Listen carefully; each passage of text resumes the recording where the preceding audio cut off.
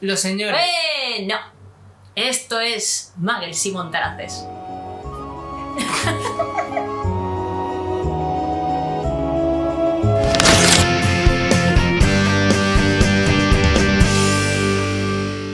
Esto es otro rollo, aquí no hay magos. Bueno, eventualmente podría haberlo, pero en principio ni magos ni medianos. Venimos a otra cosa. Pues yo traigo bastantes magos. ¿Me fastidies? Sí, pero no son los magos de Harry Potter, son otros magos. Entonces vale. Y os preguntaréis, ¿qué están haciendo estos dos aquí? Pero bueno, ya habréis leído también el título del libro, joder. Pues hemos decidido que como siempre está bien hacer vídeos de estos cortitos, un poquito para interactuar entre nosotros, y hacía bastante que no hacíamos uno así, pues ahora que para el verano siempre es bueno tener material sobre todo para leer, porque casi todo lo que vamos a traer del libro, pues hacer unas recomendaciones personales, cada uno de nosotros. No sé cuántos libros vamos a traer, lo que se nos ocurra, pero me parecía un vídeo que os puede resultar interesante y atractivo. Exacto, yo tengo pocos libros, Paco tiene muchos, porque yo no tengo tiempo para leer y casi todo lo que leo es sobre Tolkien. Os podría recomendar toda mi biblioteca. Incluso libros nuevos, La naturaleza de la Tierra Media, Tolkien y la ciencia, pero hablaré de ellos en los próximos vídeos, así que no cuenta. No, eso no cuenta. Pues nada, empiezo con el primero de los míos, y este sí que es un clásico, desde luego no es reciente, es Alicia en el País de las Maravillas. Yo no me lo había leído nunca, aunque mi mejor amiga me había insistido muchísimo porque es uno de sus libros preferidos. Es más, creo que tiene como 25 Alicias en casa, en ediciones distintas, en idiomas distintos, está hecha una coleccionista. Y me dejó uno y la verdad es que me sorprendí de lo finito que es el libro. Realmente Alicia en el País de las Maravillas es un libro muy cortito que se lee en un ratito. Pero es interesante porque ya tenemos como la película de Disney y la posterior de acción real, desgraciadamente muy metidas en la cabeza, y viene bien revisar el texto original. ¡Rodará la cabeza del culpable! Ya digo, es una historia muy corta, pero que está cargada de imaginación y nos puede retrotraer muy fácilmente a la infancia. Y me da la sensación de que dependiendo de en qué momento de tu vida te lo leas, puedes encontrar unas lecturas u otras. Si os animáis, ya me lo diréis. Como he dicho, un libro muy interesante y muy cortito, muy rápido de leer. Además, unos autores de los que hemos hablado mucho en este canal, como son los de Mina Lima, creo que han sacado una versión de este libro y de su secuela, Alicia a través del espejo, sí. Que la verdad es que todos los libros que sacan estos dos autores son espectaculares, son dignos de tener en la biblioteca, porque aparte de que son muy bonitos de ver, o sea, realmente lucen. Sí, bueno, más que autores son editores, ¿no? Sí, realmente. A ver, realmente son autores porque ellos hacen las ilustraciones, pero sí, o sea, ellos al final empezaron trabajando como generadores de atrecho y de imágenes para Harry Potter, diseñaron el mapa del merodeador y muchas de estas cosas que tantos nos gustan y se han convertido en algo tan icónico en las películas de Harry Potter. Pues si podéis permitiros el lujo de tener la edición de Mina Lima de Alicia en el País de las Maravillas, pues regalazo para vosotros mismos este verano. Pues sí. Te toca. Me toca. Como decía antes, yo voy a empezar hablando de un mago, y curiosamente un mago que aparece en la saga de Harry Potter, pero no es exactamente de hecho es un personaje histórico, es la saga de los secretos del inmortal Nicolás Flamel. Bien. ¿Vale? Es un personaje, como todos sabéis, histórico que aprovechó Rowling para meterlo en Harry Potter y la Piedra Filosofal, pero vamos, que podéis buscar en Wikipedia y existió de verdad. Lo que no tengo muy claro es que fuese inmortal realmente. Ni amigo de Dumbledore. Eso seguro que sí, aunque no existe. Curiosamente, el autor, y seguro que a Elia le suena mucho este nombre, aunque no es la persona que ella creería, es Michael Scott. Sí, como el de Office. ¿En serio? Sí. ¡No, God! ¡No, God, please, no! ¡No! ¡Pobre hombre! Se llama Michael Scott, pero no tiene nada que ver con el personaje de Steve Carell, que por cierto, The Office, tenéis que ver The Office, mola mucho The Office, pero bueno, eso es una recomendación gratuita. Bueno, pues la saga, digamos que está enfocada a un público muy similar al de Harry Potter, o sea, sería una saga bastante juvenil, joven adulto, ¿vale? Y se compone de 6 libros, cuenta la historia de 2 jóvenes que se ven involucrados en una especie de guerra entre magos inmortales, uno Nicolas Flamel y el otro John Dee, que es otro de esos personajes históricos que siempre ha tenido muchos claroscuros, que se decía que era matemático, alquimista, todo eso. De estos personajes que sabes que existieron y que mola mucho sacarles un poco de juego. Pero es que además, a lo largo de toda la saga, lo que hace muy bien este Michael Scott es combinar casi todas las mitologías del mundo. Cuando hablo de mitologías estamos hablando de la griega, la romana, egipcia, azteca, de una forma bastante consistente y bastante interesante. El tío es un experto sobre todo en mitología celta, de hecho tiene varios libros de mitología celta y se nota que controla mucho, y aunque al final lo que me da la sensación es que son más importantes los personajes secundarios. Aquí aparece por ejemplo Maquiavelo también como personaje principal. Son más importantes los personajes secundarios, las historias que te cuentan de estos dioses y cómo está formando su cosmogonía. Me falta un poquito de interés por los protagonistas. Por lo demás, creo que son unos libros no muy largos, que se leen rápidamente y que puedes encontrar en cualquier FNAC, casa del libro, etc. ¿Y se llamaban? Los secretos del inmortal Nicolas Flamel. Yo voy a recomendaros ahora... bueno, antes os he recomendado un libro finito y ligero y ahora todo lo contrario. La recomendación es Yo, Julia y la segunda parte, y Julia retó a los dioses, de Santiago Posteguillo. Eso es, o sea, Santiago Posteguillo escribe novela histórica, a mí me gusta muchísimo, ¿vale? A mí me encanta, pero creo que aquí hay una cuestión de gusto importante porque a Santiago Posteguillo, por lo visto, o lo amas o lo odias, yo no lo sabía, pero leyendo críticas me he dado cuenta de que es así. A mí todos sus libros me han gustado mucho, me gusta cómo se mete en la historia del Imperio Romano. Evidentemente no es un libro de historia, es novela histórica, con lo cual pues, tiene sus adornos, ¿no? Pero a mí me encanta. Ahora, te tiene que gustar mucho porque los libros son así. O sea, el de bolsillo es así de gordo y con una letra minúscula de hormiga. Entonces, Yo, Julia fue Premio Planeta en 2018 y me gusta mucho porque centra la historia de esa época en la figura de Julia Domna, que fue emperatriz del Imperio Romano, en cómo consiguió crear una saga... Bueno, ella tenía una visión como mucho más clara de su marido de que quería crear una saga familiar poderosa. Ella es la que le empuja a ser emperador, gracias a ella se convierten en emperadores de Roma, pero tienen que enfrentarse luego a un montón de tradiciones familiares y bueno, como que en Roma tu poder y tu posición están en riesgo constantemente, todo el mundo te quiere traicionar, todo el mundo te quiere envenenar. Además la emperatriz en la segunda parte está enferma, con lo cual tiene el problema de que no quiere parecer débil porque cualquier signo de debilidad pues es como carne de cañón para las hienas.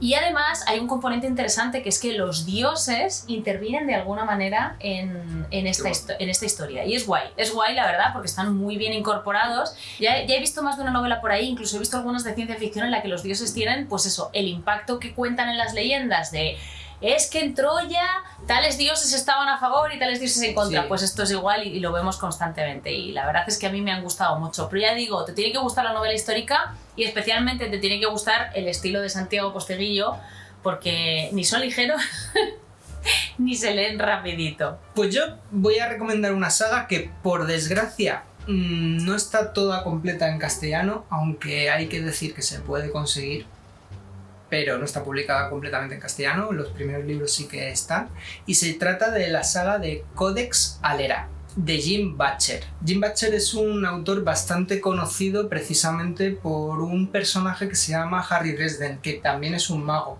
¿vale? ¿Verdad? Pero es un mago muy al estilo John Constantine, es un mago detective, ¿vale? Uh-huh. Tiene una saga de novelas bastante amplia. Curiosamente, a este autor, aunque yo ya había visto, porque hicieron hace tiempo en Sci-Fi una serie sobre Harry Dresden, o sea que yo ya el personaje por lo menos me sonaba.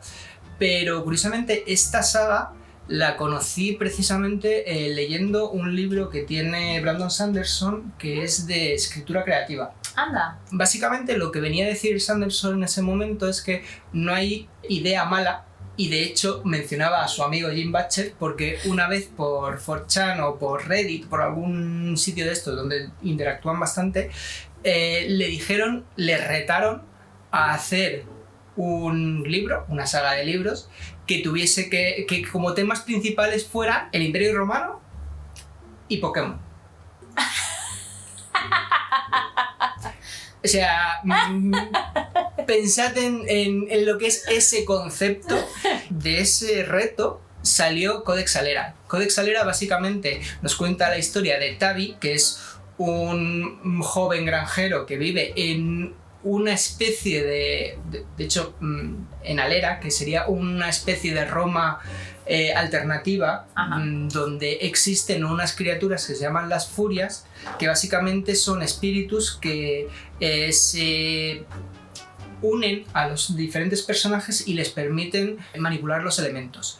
Es verdad que no existen monstruitos con poderes como en Pokémon, pero sí que hay personajes que pueden controlar los elementos y sí que es verdad que algunas de esas furias sí que tienen formas más corpóreas. Es una saga bastante interesante, al igual que ocurre con Brandon Sanderson. Creo que cuida mucho la creación de la magia, el cómo funciona la magia a estos niveles, cosa que, por ejemplo, en el inmortal Nicolas Flamel creo que eso no era lo más importante, y aunque tenían títulos el nigromante, el mago, no sé qué, al final todos eran más o menos lo mismo, no tenían unas normas muy claras. Aquí sí que se ve que hay un trabajo bastante interesante. El gran problema que tiene esta saga, y que al principio no tenía muy claro si recomendarla o no, es que no está totalmente publicada y traducida al castellano. Se puede conseguir, ¿vale? Pero no de forma física. O sea, al final hay que hacer un poquito de trampa. Si sois lectores en inglés, la podéis conseguir sin ningún problema, y la verdad es que merece la pena, es bastante interesante. Pues tiene buena pinta lo del Codex Alera. O sea, me ha gustado, me ha parecido interesante. Sobre todo sacarlo de Pokémon, o sea, me parece como genial. En fin, mi última recomendación tampoco es nueva, pero sí que está relacionada con una novedad. Van a sacar ahora la serie de Sandman. Sí. Porque han decidido sacar series de todo lo que nos importa para hacernos sentir miserables. Han decidido destruir nuestro corazoncito. Sí, básicamente. Entonces, bueno, no sé cómo va a ser la serie. Tengo esperanzas, yo siempre tengo esperanzas, pero bueno, en cualquier caso, yo Sandman me lo leí hace mucho, y aunque es perturbador y no es un género que me pegue ni con cola, el caso es que me gustó bastante. Bueno, me gustó mucho, me pareció muy chulo. Me lo regaló mi mejor amigo, esto tengo todo en inglés y sí me lo he leído. Para cómics sí, puedo leer en inglés porque tienen dibujos. Entonces, os recomiendo toda la saga de Sandman, pero son bastantes volúmenes y a lo mejor pues os da como perecilla afrontarla de golpe, ¿vale? Pero hay un librito que también es de la serie de Sandman que se llama Noches Eternas. Hay gente que lo odia, por lo visto. Bueno, no, Antonio Runa lo odia, pero igual es el único, o sea, tampoco. Pero a mí me gusta mucho Noches Eternas porque es como una introducción a los personajes de la saga de Sandman. La historia de Sandman es que son 7 hermanos, sueño, muerte, delirio, desespero, destrucción, destino y deseo. En inglés es mucho mejor porque son todos con The Dream, Desire, Despair, bueno, en fin, Destiny. Pero bueno, son 7 hermanos y son como los 7 eternos, ¿vale? Entonces, Noches Eternas tiene una pequeña tira, sí, un cómic de cada uno de los hermanos. Y además, tanto el tono de la historia como el ilustrador elegido encajan mucho con cada uno de los eternos. Por ejemplo, Deseo. Pues Deseo lo ilustra Milo Manara. Pues, ¿quién mejor? Pues nadie. Por ejemplo, ¿vale? El de Desespero es muy... El de Delirio tiene como muchos rayones, es muy rayante, el texto es así como un poco dadaísta, es complicado, ¿no? Pero bueno, que el caso es que como pequeña introducción a la saga de Sandman para que conozcas a los personajes está súper bien. Y como todas las historias son distintas, los ilustradores son distintos y no llevan una continuidad, es verdad que te lees una, cierras y puedes leerte otra en otro momento, no son muy largas y bueno, a mí me parece que como para conocer un poco el universo de Sandman está muy muy bien. Y si luego ya os animáis, pues oye, tenéis la colección entera, que es muy interesante y os podéis ir preparando para la serie de Sandman. Curioso porque Sandman es un personaje, como muchos sabréis, de DC Comics, y realmente ha llegado a interactuar con otros personajes como puede ser Superman o Batman. Lo que pasa es que al final es un poco como John Constantine, que encajan mejor en un universo un poquito más cerrado. O sea, es raro, ¿vale? O sea, no sé, que Sandman interactúe con Batman es como la Coca-Cola con helado de vainilla. Yo sé que en Estados Unidos la toman, pero para mí es raro. O sea, es como que no, pegáis algo que no está bien. Pues yo, para acabar, la última recomendación que voy a hacer es El enigma de la habitación 722, de Joel Dicker. ¡Ah! ¡Qué guay! Sí. Joel Dicker creo que es un autor bastante conocido, es el típico autor de misterio, novela negra, un poquito de ese tipo de novela que empiezas y no puedes dejar de leer porque realmente quieres saber lo que va a pasar. Se hizo muy conocido por La verdad del caso Harry Quebert, que es un libro que lo petó mogollón. Lo petó mogollón, pero muchísima gente se lo leyó, o sea, es que fue una locura ese libro. Totalmente. Es que se lo leyó hasta Tote. Y decir, hola. Curiosamente, Sofi también se lo ha leído. ¡Ostras! Sí, que también lee bastante poco novela, me refiero. Y la verdad es que es un libro que a mí me enganchó mucho. Es verdad que es un libro que me parece un poco tramposo. Es tramposo. Sí, flipas, sí. Pero creo que es un libro que utiliza muy bien los recursos propios de un libro, que por ejemplo, cuando lo adaptaron en su día a serie de televisión, que lo adaptaron, no funciona porque precisamente uno de los puntos fuertes que tiene Joel Dicker es que sabe muy bien moverse en una especie de cuarta pared que tiene los personajes con el autor. Y precisamente en este libro, en El misterio de la habitación 722, él mismo, Joel Dicker, es el protagonista de la historia. No me digas. Sí. Y es un poco...